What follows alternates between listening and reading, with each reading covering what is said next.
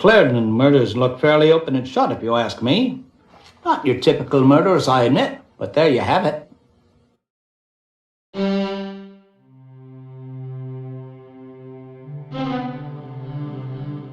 The Mesmer-Braid Institute was founded in 1874 as an asylum for the mentally disturbed. Oh, perhaps she's a bit of a loony. Quite so. The institute was named after the 17th century Austrian physician Anton Mesmer, who first discovered a technique whereby he could induce a quiet, trance-like state in patients. Sounds suspiciously like hypnosis. Actually, he called it mesmerism. It says that he ascribed certain mystic qualities to his process, and so was largely discredited during his lifetime. In the 1840s, Dr. James Braid, an Englishman, became interested in Mesmer's work, refined the process, and renamed it hypnotism. Right you are, Holmes.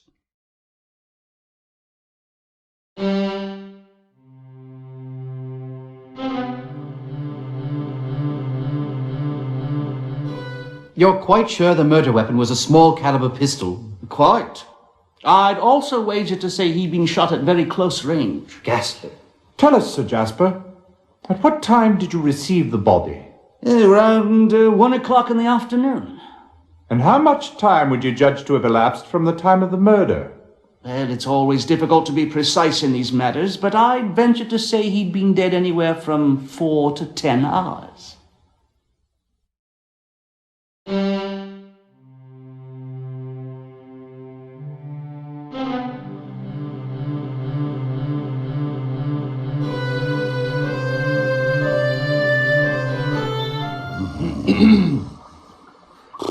I say, excuse me, Dr. Murray. Hello, what? Oh, I must have dozed off. Ah, it's you, Whitson. And what are you doing with yourself this afternoon? Or is it evening already? Have I missed my tea? it's Watson, sir. We're looking into the Clarendon case, and we were wondering... Clarendon! Ah, I just finished that report when I dozed off. Let me see. Number 301, I believe. Ah, yes. Here it is. Number 103. Clarendon, Guy. Not much, I'm afraid. A hole in the shirt where a small caliber bullet passed into the body. Extensive blood stains. Powder burns indicating a close-range shot. Ah, here's something interesting. On the lower part of the shirt, I found traces of alcohol. Wine, to be exact. Now, I have a good nose for this sort of thing, and I believe it to be an inferior quality Italian red.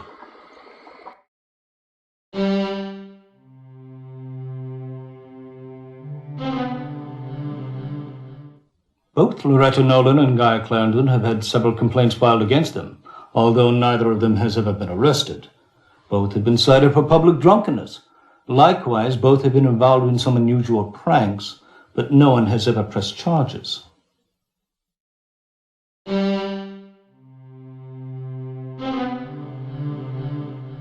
It appears as though Guy and Loretta, the terrible twins, will afflict us no more. Loretta must be desolate, what with the loss of a kindred spirit and...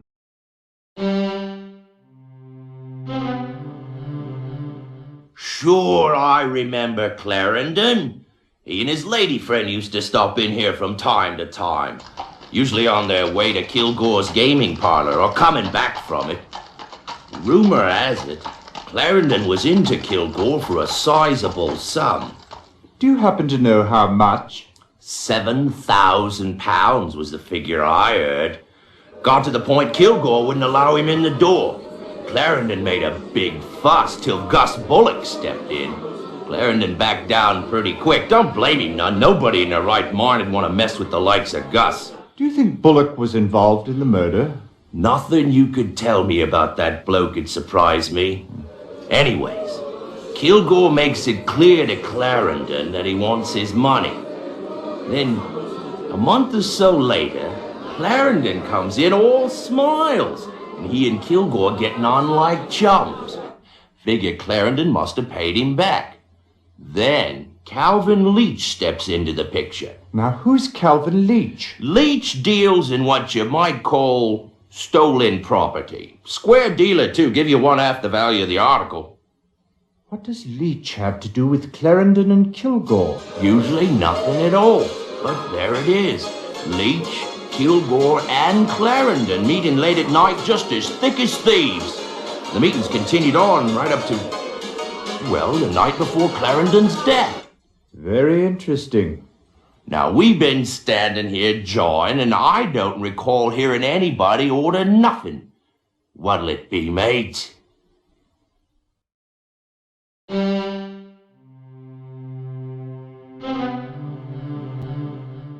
It seems Sir Malcolm left his entire estate to his wife Margaret.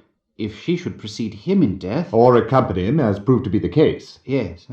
Then the estate was to be equally divided between his two daughters, Frances and Loretta. The estate included a 1/3 share in the Aberdeen Navigation Company.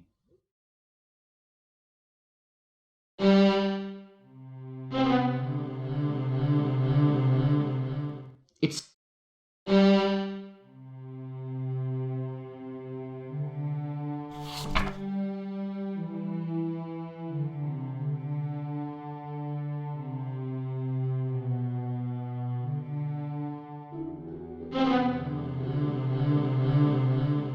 Any luck? Yes and no. I beg your pardon. Yes, Kilgore has met Clarendon once or twice, but no, he insists he's never heard of Calvin Leach. And you believed it?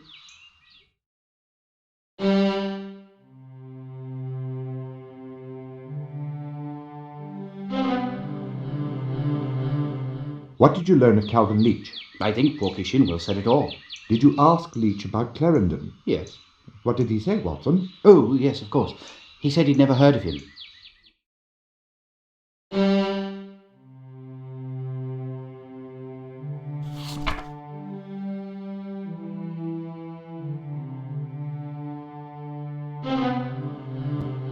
I've rung the bell a half-dozen times and no one has come to the door.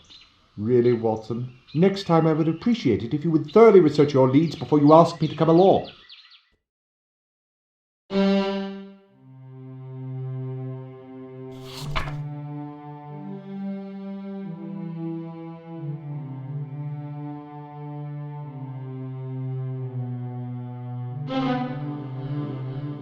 Well, the food smelled absolutely wonderful, but no one was able to give any information that may have been useful to solving this case.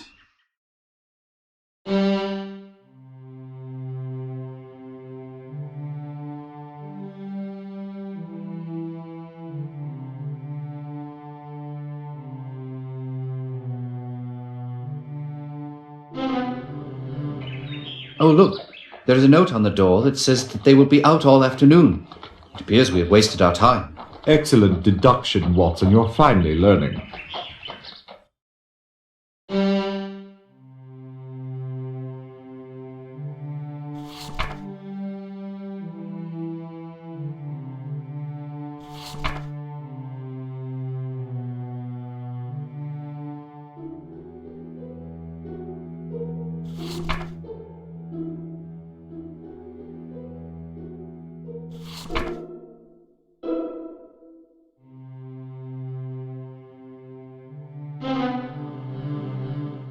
Mr. Clarendon appears to be a frequent depositor. Yes, but it looks as if he's afraid the money will burn a hole in his bank book if he leaves it in too long.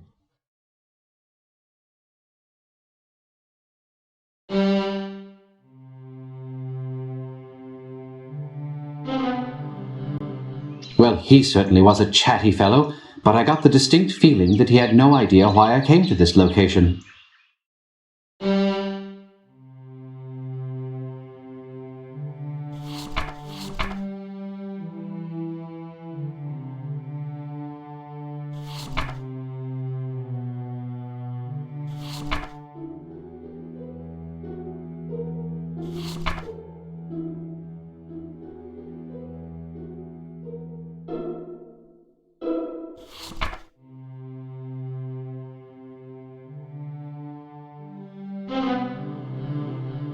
Tell us, Dr. Mason, have you determined the cause of Frances Nolan's blackouts? It's the strangest thing, really. But I examined her thoroughly and found nothing physically wrong. She could not recall receiving a bump in the head, nor did she complain of dizziness. All I could suggest that was perhaps she was overtired and prescribed rest. It remains a complete mystery to me.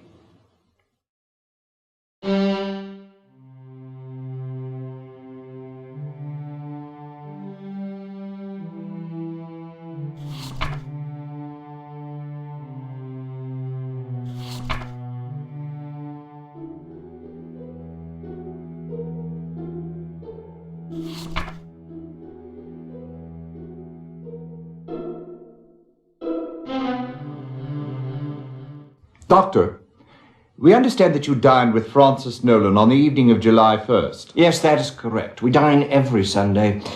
Her sister Loretta has been under my care for some 10 years. First at the Mesmer Braid Institute and then in private practice. Without breaching physician-patient protocol, would you mind telling us the nature of her illness? She never quite recovered from the overwhelming trauma of watching her parents being blown to bits. I quite understand. As is often the case with young orphans, they tend to create fantasies about their parents. Miss Loretta Nolan truly believes that her father was the King of England, making her a princess. Do you think her unconventional behavior stems from that fantasy? Absolutely. As a princess, she believes she can do no wrong. I must say that she's worlds apart from her sister Frances. Do you know Frances Nolan well? Yes, rather. Through my treatment of her sister, I've known her for years. Let me say that it is difficult to believe that Miss Frances is capable of murder. She has a quiet, unassuming personality. An act of such direct confrontation would not be at all in keeping with her character. Were Loretta and Frances close?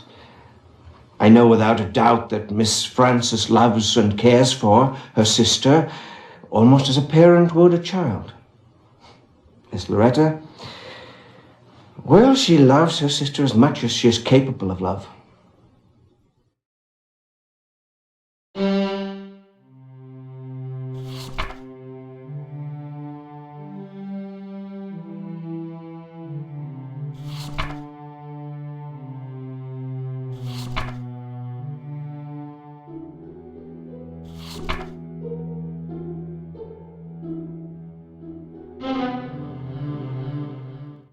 Tell us, who was at home on the evening of the 1st? Well, just Miss Frances, sir.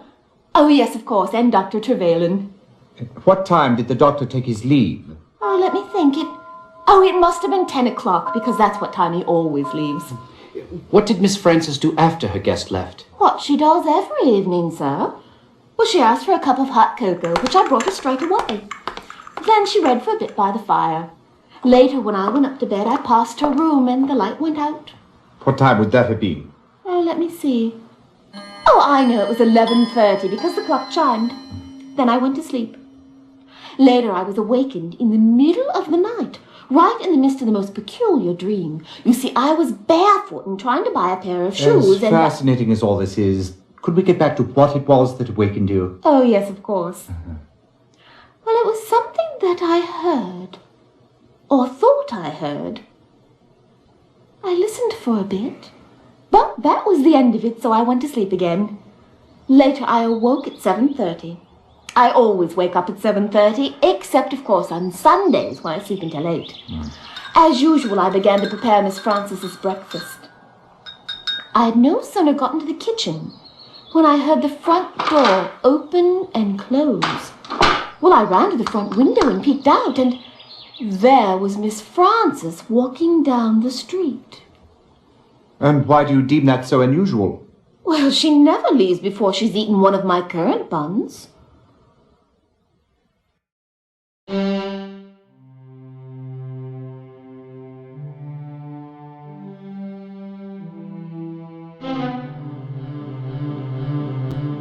Enter and be recognized.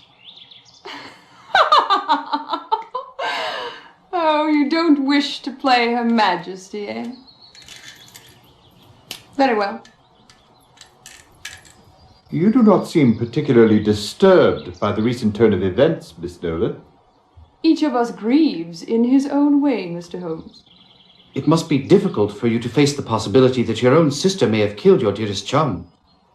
Guy was fun to be with.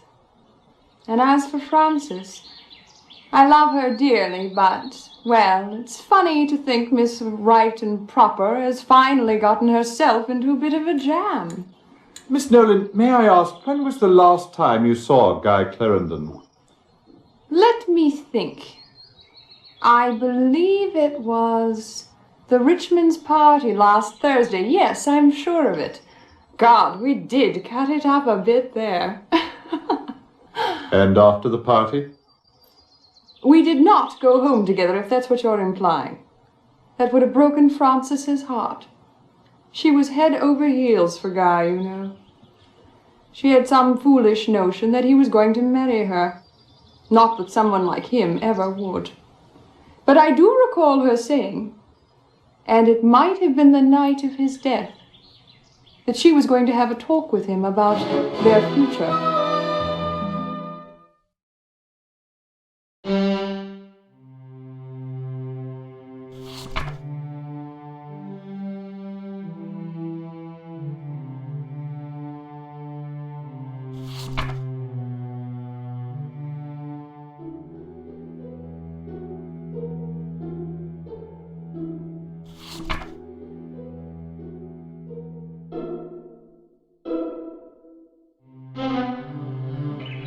Oh, look.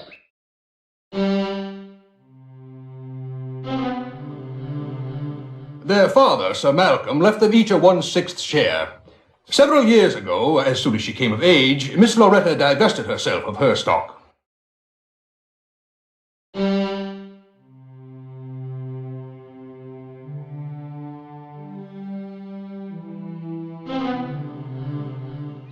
I question why we have come to this location. If clues are what we are seeking, then we are in the wrong place altogether.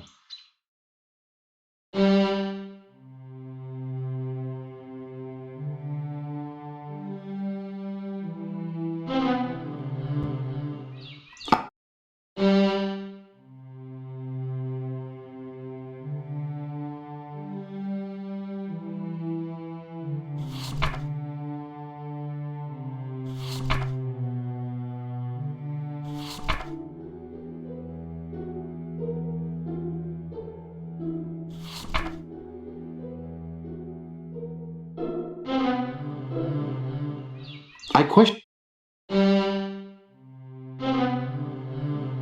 Well, he certainly was a chatty fellow.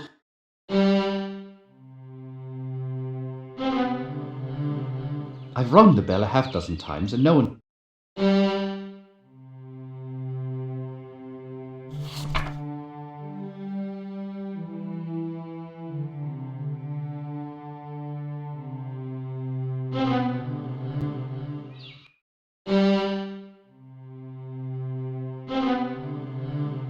I've rung...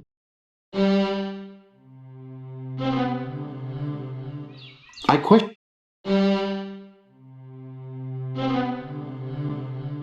Clarendon, poor chap.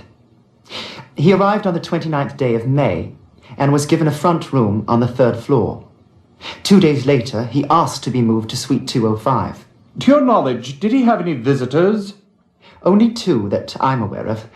One was a most disagreeable fellow.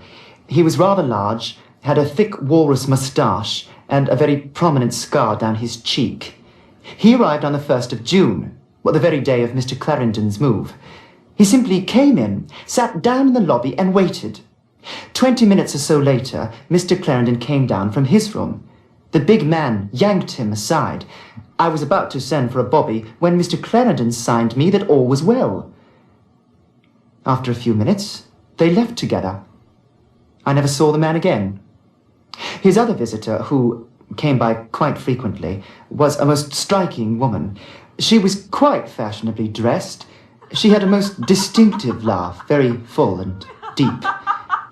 I've no idea who she was. Please, tell us about the morning of July 2nd. It was about 9 o'clock when a woman entered. She was rather plain-looking, and I wouldn't have noticed her, except for the fact that she came in the front door, looking neither left nor right, and proceeded directly up the staircase. It couldn't have been more than 30 seconds later when I heard a bang, followed by a woman's scream. I dashed upstairs to the 2nd floor. The door to room 205 was open. Inside, I found the body of Mr. Clarendon and the woman who'd just come up. She was lying in a swoon in the centre of the room with a pistol in her hand. I revived her with some whiskey. When she came to, she was totally disoriented. She had no idea where she was or what she'd done. When she saw Clarendon's body, she let out a shriek and dropped the pistol. I summoned the police. Tell me, at what hour are the hotel's front doors locked? 10 o'clock, sir. Anyone who arrives after that has to be let in by the night staff. Of course, Mr. Clarendon was never one of those. He was always in his room before 10. May we see his room?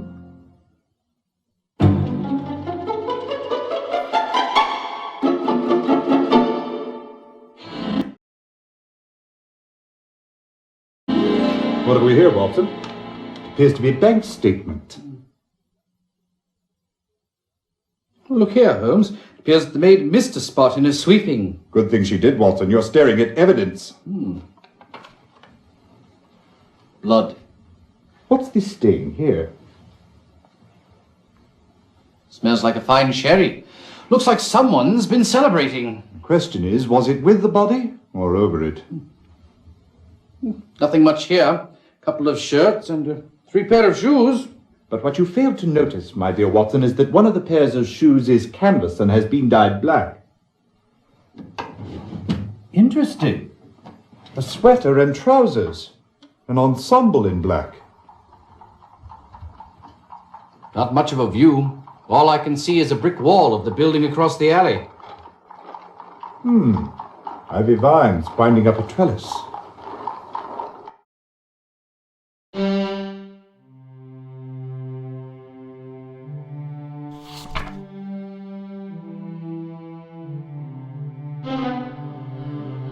Well, he...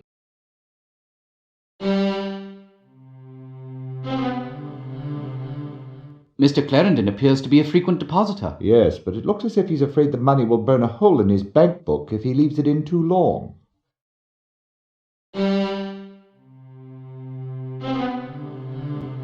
Well, he's...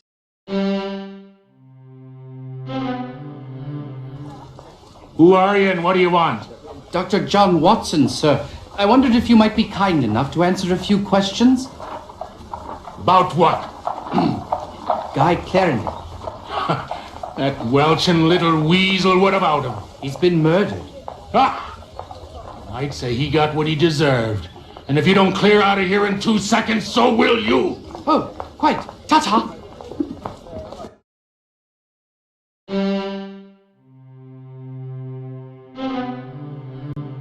I've rung the bell a half dozen.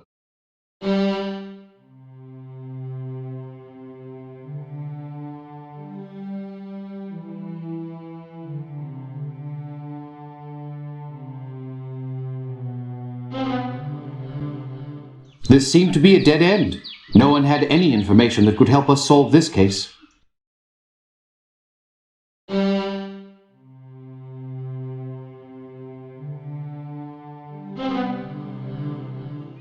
I question why we have come to this location. If clues are what we are seeking, then we are in the wrong place.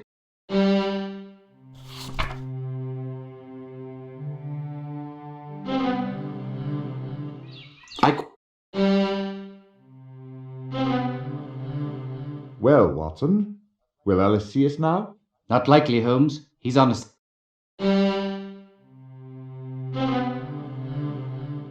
Well, the Clarendon murders look fairly open and shut, if you ask me. Not your typical murderers, I admit, but there you have it.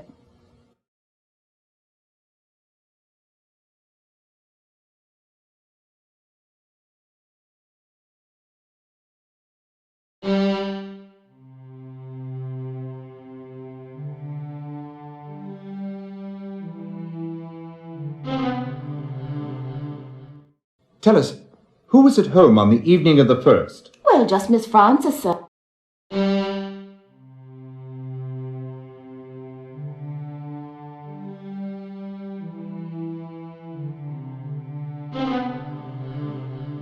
Well, the fool...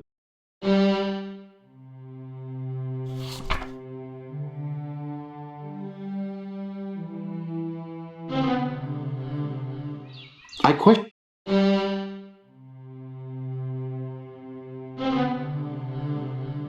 I understand that Wilfred Robards is considering taking Miss Nolan's case. He might be able to help you.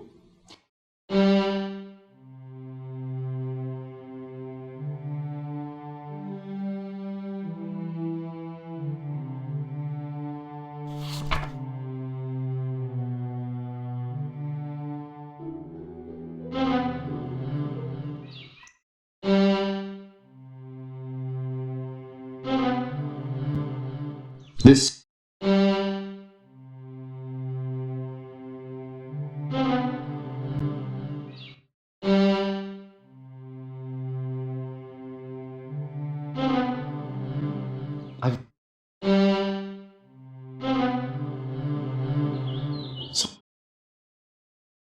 Hurry, Holmes. No one...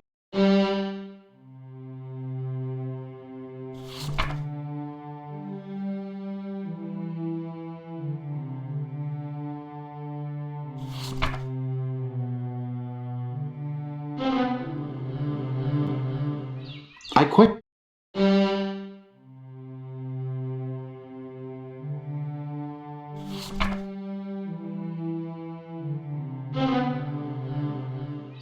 I question why we have come to this location.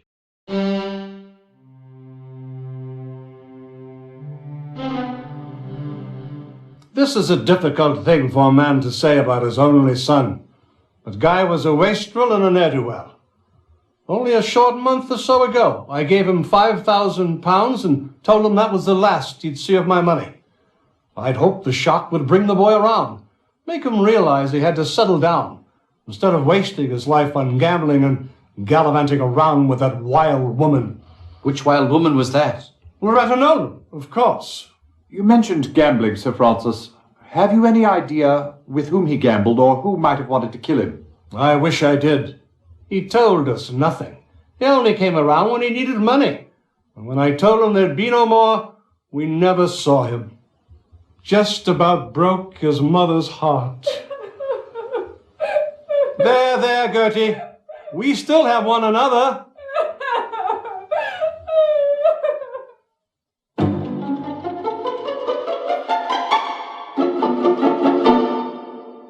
I've something you ought to know about Master Guy.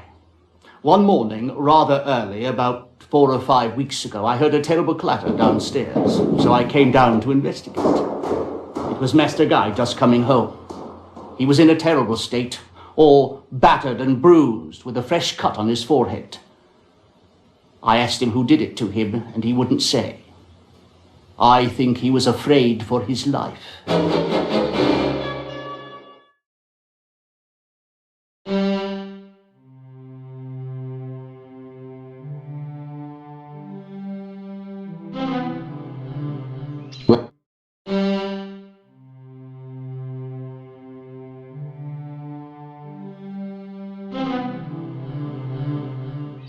I question...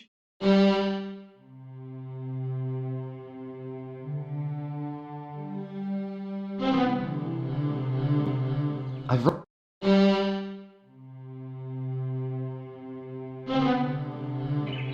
Oh, look.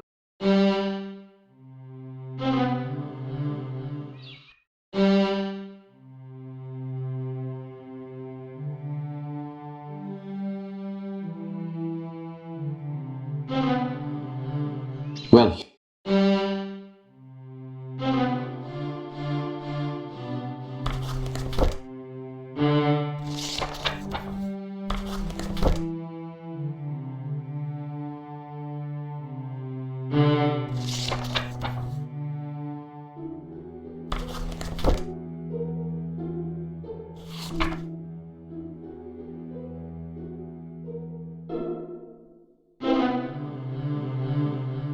Well, the...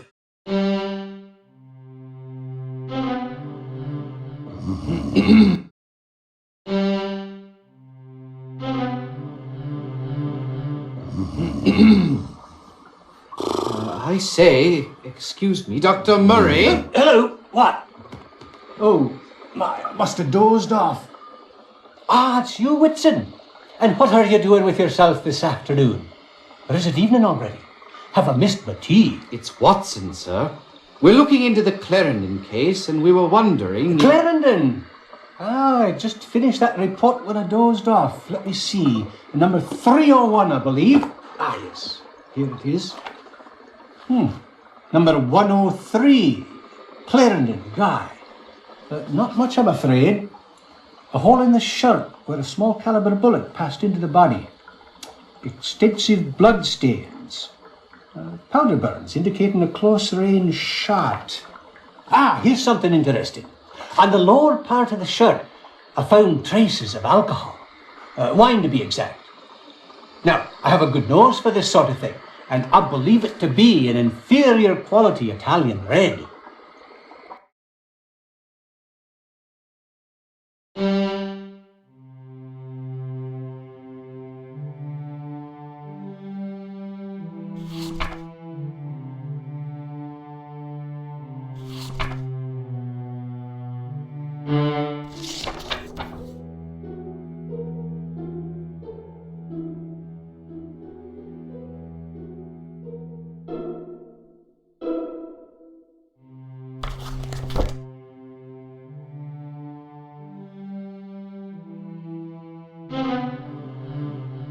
This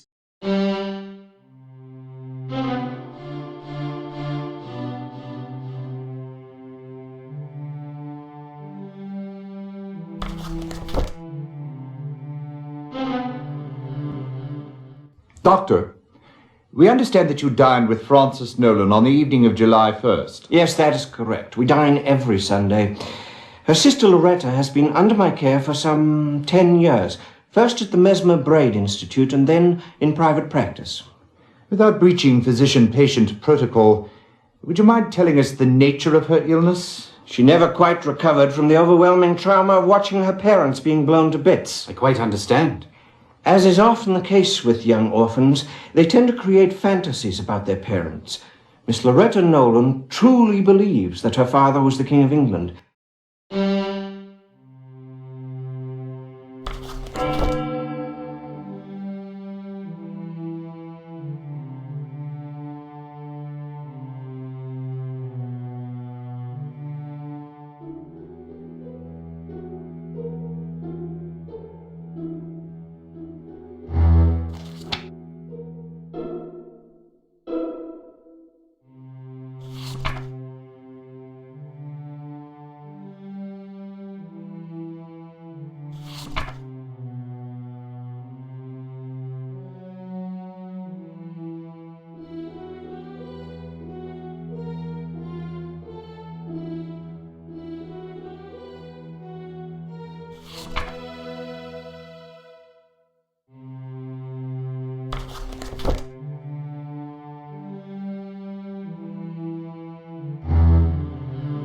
No, gentlemen, you haven't done a thorough enough job of investigating yet. Do continue your sleuthing.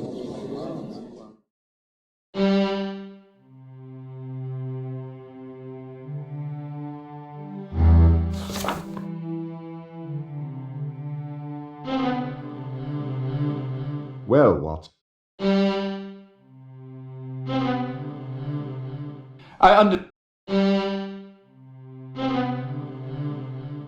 Well, the Clarendon murder...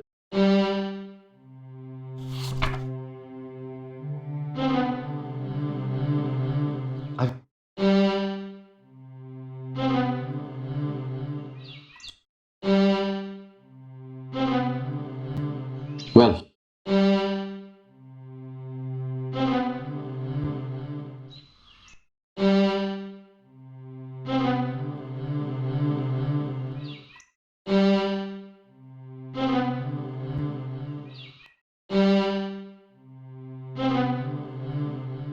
This...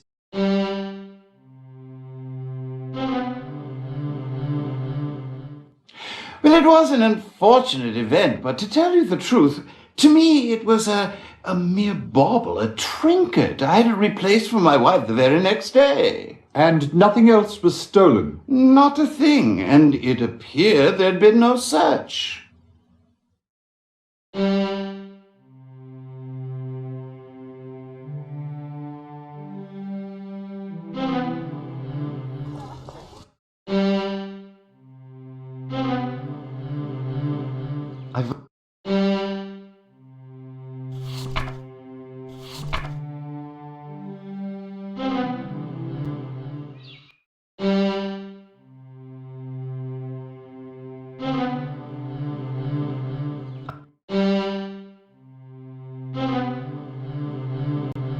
well,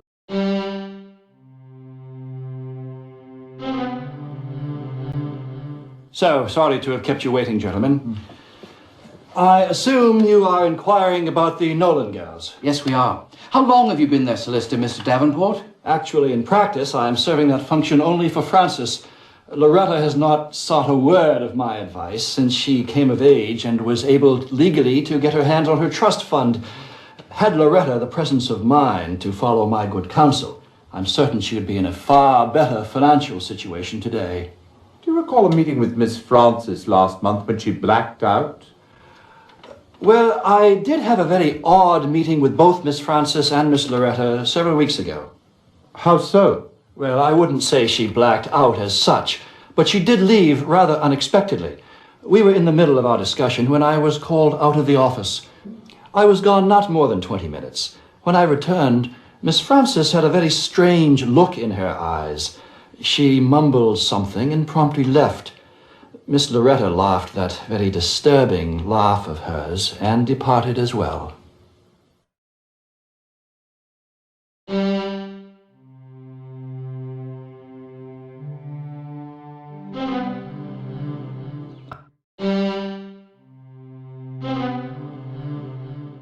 My husband, God rest his soul, gave me that necklace for our 50th wedding anniversary.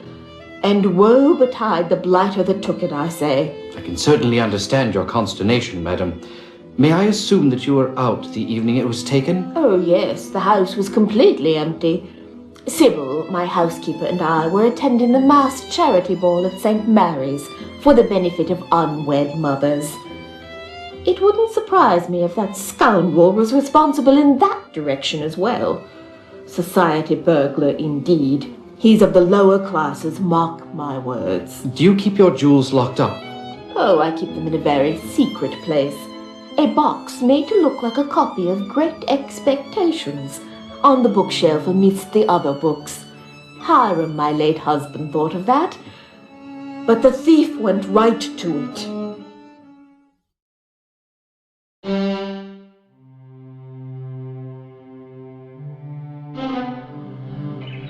Oh, look.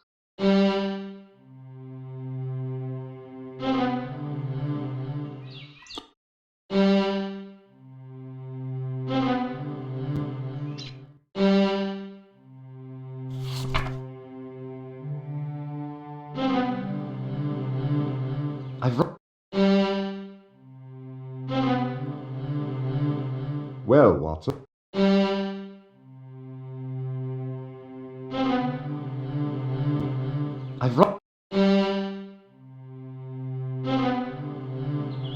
Sorry, Holmes. No.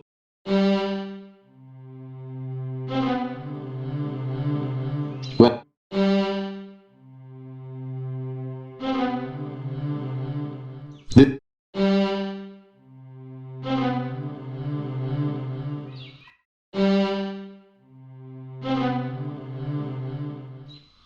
I think that someone has led us down the wrong path altogether. This woman certainly had no information to help our investigation.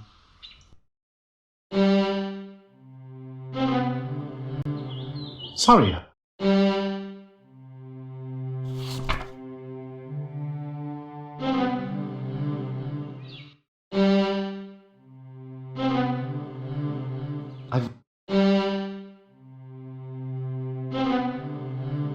Well.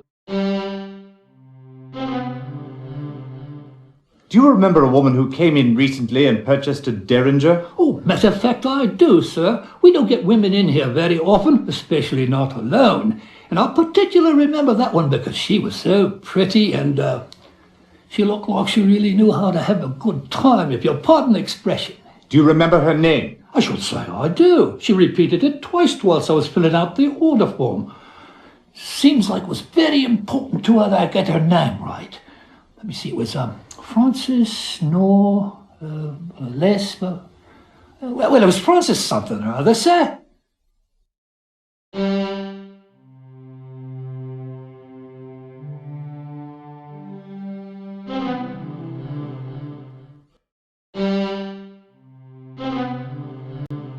I've wronged them. I understand that Wilfred Robards is considering...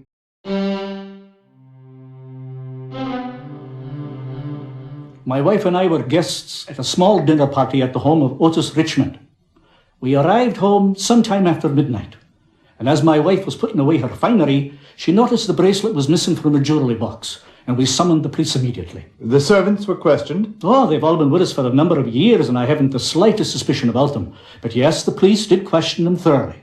All were in bed asleep by the time we arrived home, and none heard anything untoward. And nothing else was taken? Surprisingly not.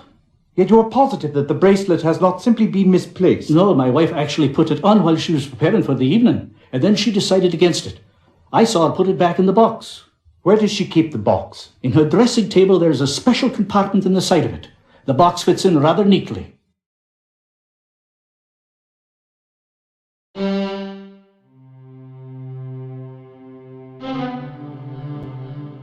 Well, the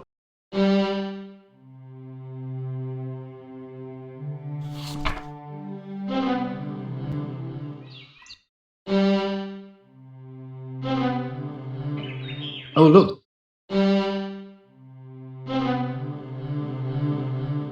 Well.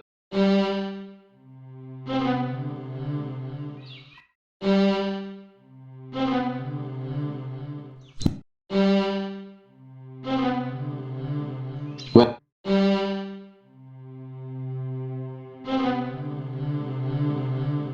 Well, the...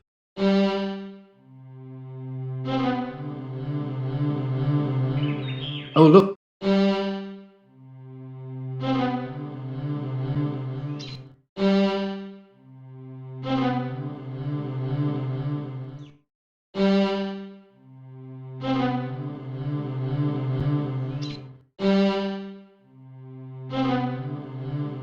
Well.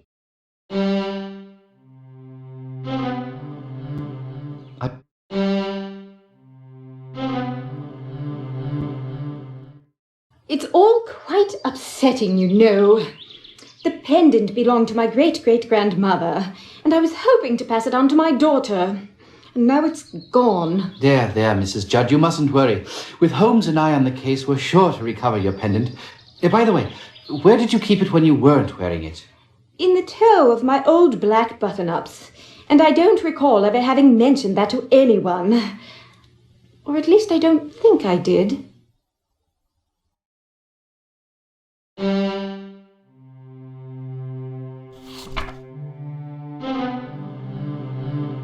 I've run...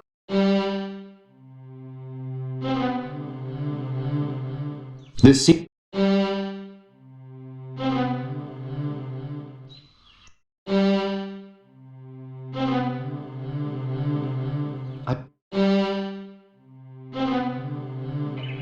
Oh, look.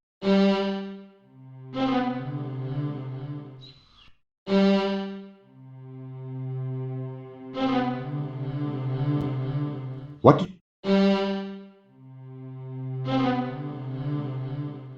The tiara was a terribly valuable piece of jewelry, and it meant so much to my wife. She has been under a doctor's care since the theft. In fact, just yesterday she took a room at the hospital. Oh, I'm sorry to hear that. Is she prone to bouts of nervousness? Perhaps lately it seems so. She was absolutely undone when young Clarendon poured champagne down the borders of her gown at Richmond's party. Come to think of it, that was the last time she wore her tiara. She was so proud of it. And several of the ladies at that party admired it openly. Where did Lady Leeds keep the tiara when she wasn't wearing it?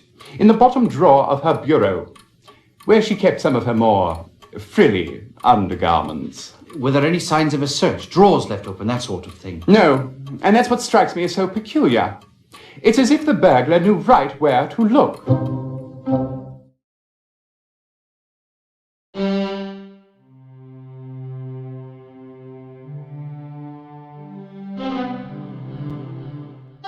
We were at a reception at Buckingham Palace for the new head of the China delegation. Upon arriving home, my wife discovered that her favourite ruby earrings were missing. We noticed nothing else out of place. No sign of a search, that is. And none of the servants had heard anything suspicious.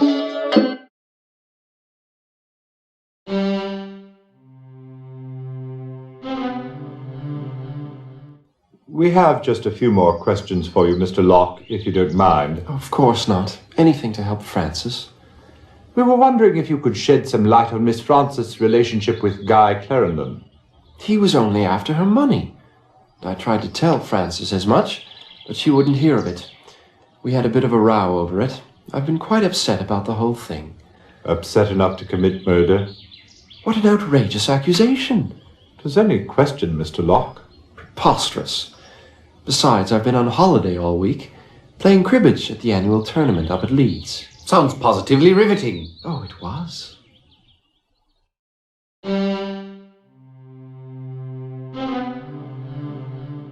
The Mesmer Braid Institute was founded in 1870. Well, he...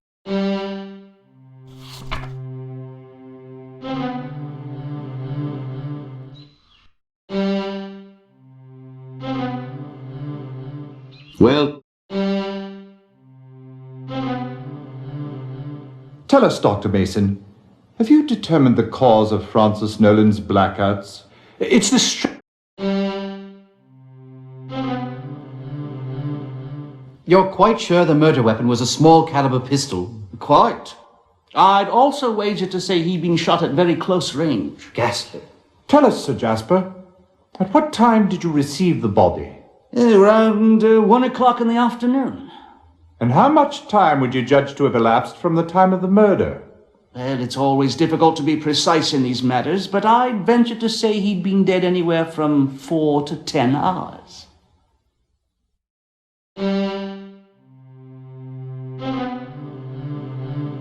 Well...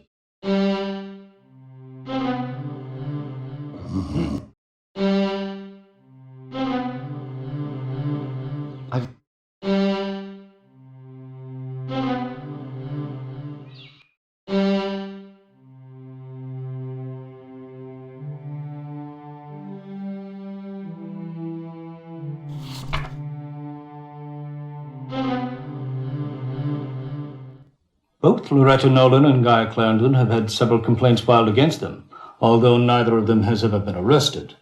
Both have been cited for public drunkenness. Likewise, both have been involved in some unusual pranks, but no one has ever pressed charges.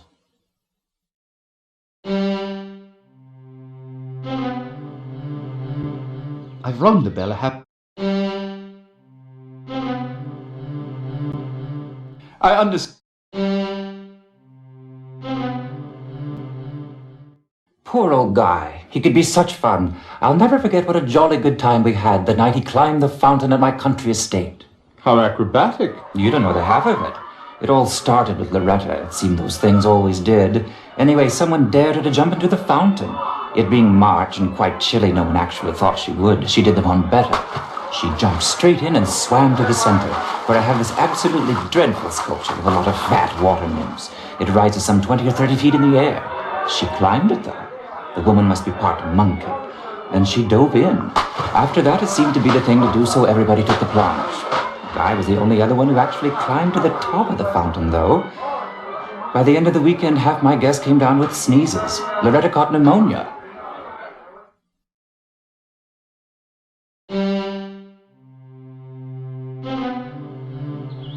Sorry,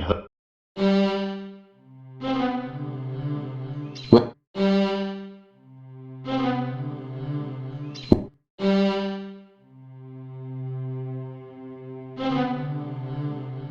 This...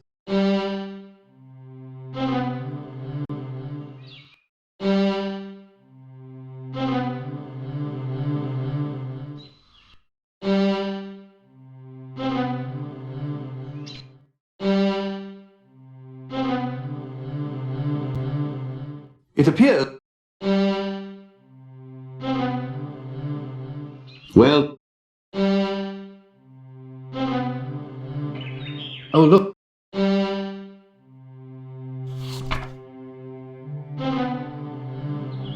Sorry. Well...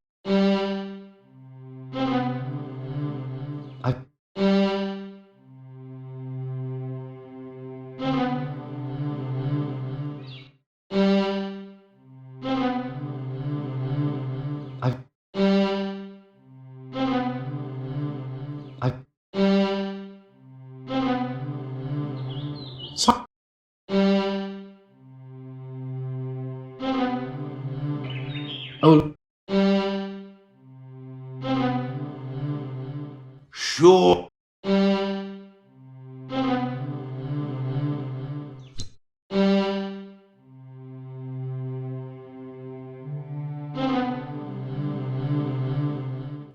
Both Loretta Nolan and Guy Clarendon.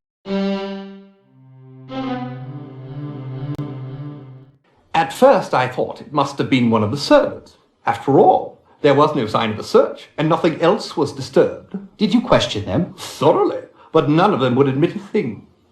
It really wasn't until Hardinge and Bessie Durth were robbed, and the newspapers referred to us as victims of the society burglar, that I was certain it wasn't any of my staff. By the way, can you recommend a good housekeeper and valet?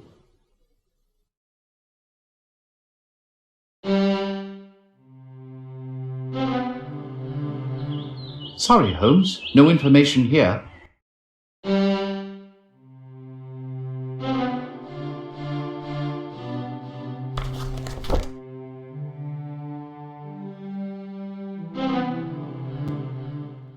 Have you ever met Miss Frances Nolan? Only briefly. She wishes me to take her case. And have you decided? Actually, I'm quite up to my ears in several other pressing cases already. Oh. Anything I might have heard of? Oh, probably. Cornelius Oldwine is suing the sculptor who absolutely butchered his statue of Aphrodite. How terribly unnerving. You know, I once commissioned a painting of Aphrodite. Now, Watson, I think we'd best be going.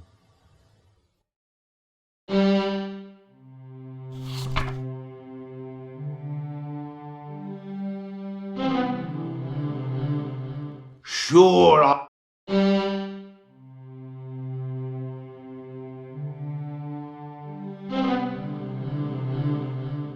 It seems Sir Malcolm left his entire estate.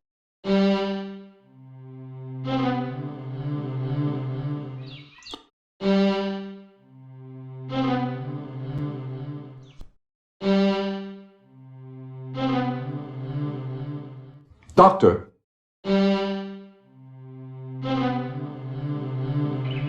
Oh, look.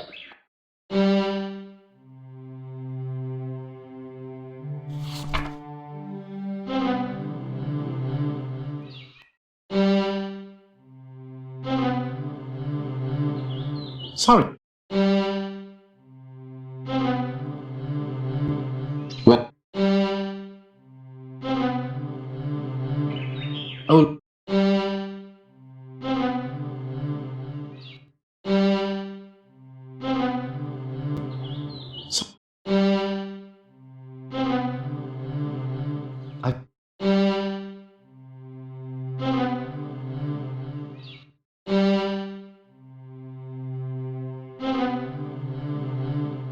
Well. Well.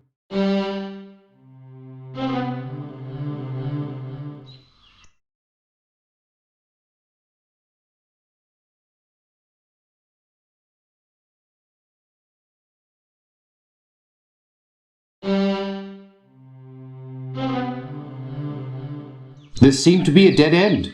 No.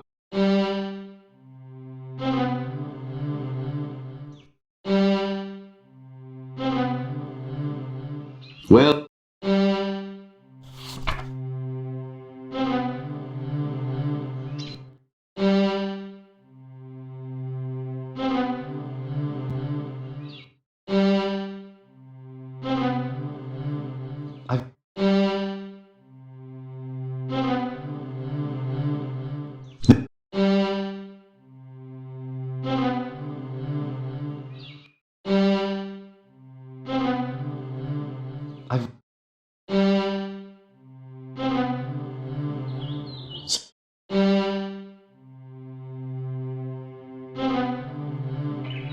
Oh, look.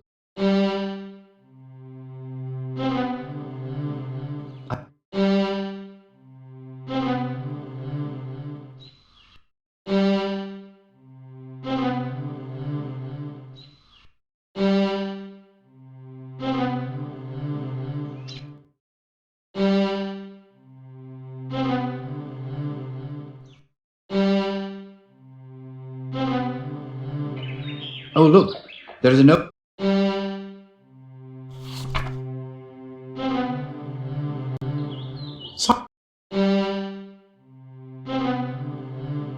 I've run.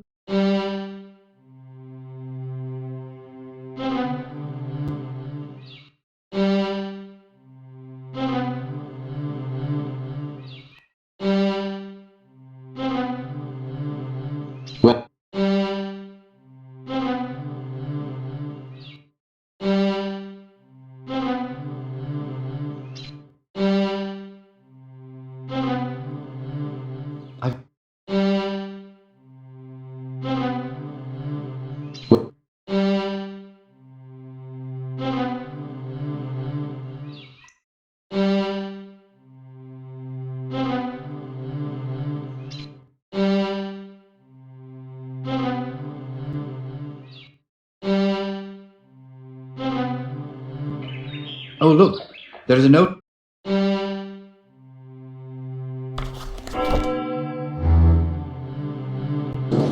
Hear ye, hear ye. The Queen's Court now stands in order.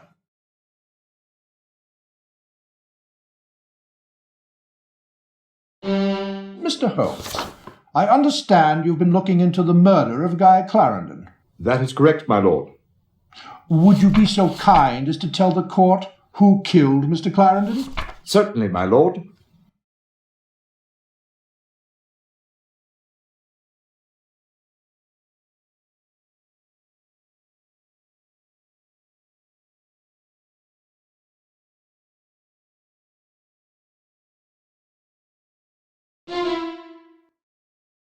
Positively incorrect. I'm afraid you haven't done a good enough.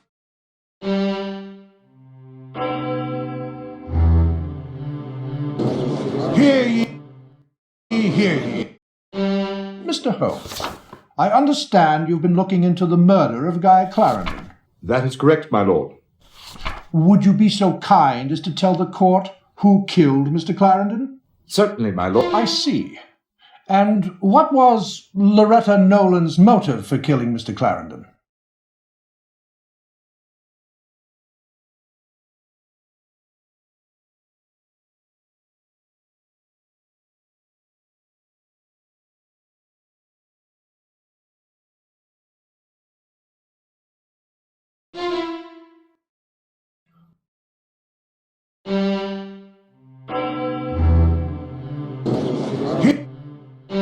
Mr. Holmes, I understand you've been looking into the... I see. And...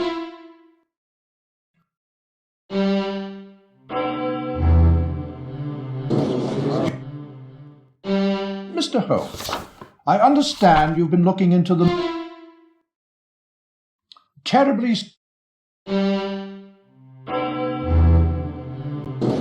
Here... Mr. Holmes, I understand you've been looking... I see. And what was... Terribly...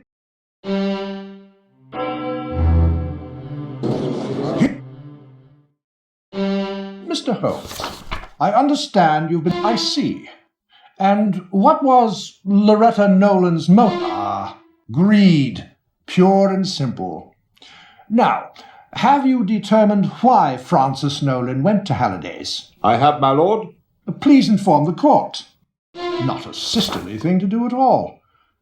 Is there anything else you wish to report to the court? Yes, my lord. I believe we've also solved the case of the society burglar. You don't say. Who is the guilty party? Guy Clarendon was straight from the upper crust. Why ever would he turn to a life of crime?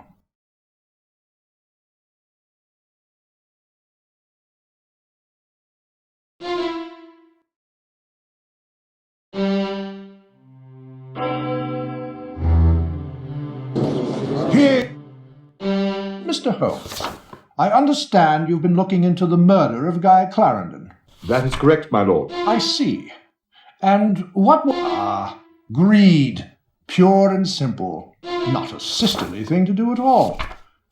Is there anything else you wish to report to the court? Guy Clarendon was straight from the upper crust. Why ever would he turn to a life of crime?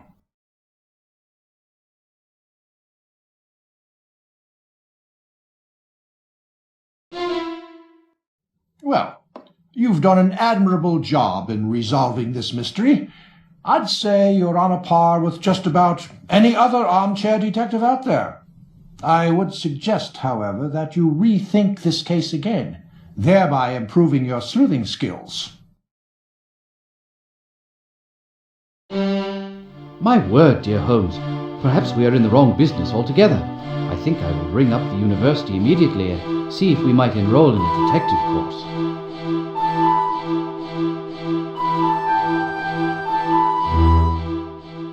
Well, Watson, we should be very pleased with ourselves on this one. Yes, indeed, Holmes. 2 cases solved for Scotland Yard, though I doubt that Lestrade will consider himself in our debt. 2? Yes, indeed. First, the society burglar. Clarendon was £7,000 in debt to the gambler Kilgore. Unfortunately, he was in his father's bad graces and he was flat broke. Do you suppose Kilgore sent Bullock around to rough Clarendon up? Good deduction, Watson. You're learning. That's why he moved into Halliday's, to escape Gus Bullock. And to pay off his debts, he took to burglary. Right you are. He acquired a black sweater, trousers, and a pair of black canvas shoes so as not to be seen or heard in the dead of night. He chose victims of his own class, whose social comings and goings he knew well, and whose homes he'd visited often. I still don't understand why, after he'd settled in at Halliday's, he changed rooms. Elementary, my dear Watson. To be at the back of the hotel with a vine-covered trellis conveniently leading in and out of his bedroom window. Quite so. Positively clever of you. May I continue? Oh, please do. On the 1st of June, Bullock tracked Clarendon down and confronted him in the lobby. Clarendon paid him the £5,000 that was given to him by his father. But he still owed Kilgore £2,000. And that was the same evening the society burglar struck for the first time. So pleased you've been paying attention, Watson. Soon after that, Clarendon, Kilgore, and Calvin Leach, a known trafficker in stolen goods, were seen together. Notice, if you will, that 1/2 the value of the first 3 society burglaries is equal to £2,000. Half the value being the price normally paid by Calvin Leach for stolen goods. Notice also that this same amount is equal to the balance of Clarendon's debt to Kilgore. Fascinating. So with his new vocation, Clarendon now had an easy source of income. Quite so, as his succeeding bank transactions evidence. On the day after each of the next 3 burglaries, Clarendon made deposits. Everything went along swimmingly, and by June 30th his debt was paid. But the tiara was stolen July 1st. Yes, Watson. Apparently young Clarendon thought he'd found himself a new vocation. He might have lasted longer at it if he'd chosen something else to steal.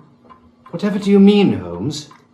Loretta Nolan's delusion that she was born of royal parentage proved to be his undoing. If she took it, how did she manage? No one saw her enter or leave. She came and went the same way Clarendon did, via the trellis. She was armed with a derringer purchased at Escott's in her sister's name. Clarendon returned from his night's work and poured 2 glasses of wine in celebration. That's when Loretta Nolan shot him and took the tiara. How wicked of her. Not nearly as wicked as what she did next. What? She went to her sister Frances's home and hypnotized her. She then proceeded to instruct her to go to Clarendon's room with the derringer and fire it into the ceiling. Incriminate her own sister? But why? If we could determine that precisely, we could start our own institute. Sick mind, no doubt.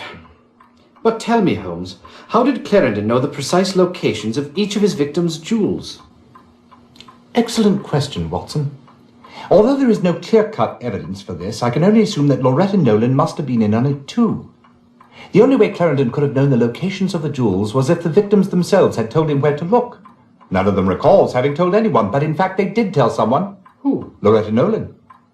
She managed to hypnotize each of the ladies whose jewels were stolen and got them to reveal the precise locations of the family treasures. And left them with no memory of having done so. Precisely. Astounding, Holmes.